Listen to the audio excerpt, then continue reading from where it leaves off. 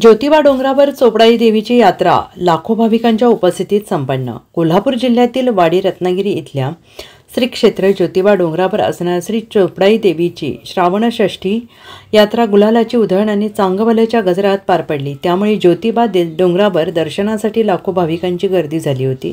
दरम्यान या यात्रेच्या पार्श्वभूमीवर यात्रेच्या दिवशी रात्रभर ज्योतिबा मंदिर दर्शनासाठी खुलं राहणार आहे, तर दुसऱ्या दिवशी सकाळी ज्योतिबाची आरती झाल्यानंतर यात्रेची सांगता होईल।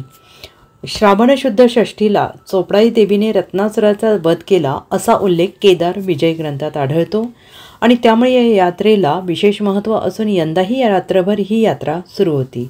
दरम्यान मंदिरात महाअभिषेक घालण्यात आला, विविध धार्मिक कार्यक्रम पार पडले, तसेच यावेळी श्रींची आकर्षक महापूजा बांधण्यात आली होती। यावेळी महाराष्ट्र, कर्नाटक, आंध्र प्रदेश आदी राज्यातून मोठ्या संख्येने भाविक दर्शनासाठी दाखल झाले। Bureau report SBN Marathi, Kolhapur.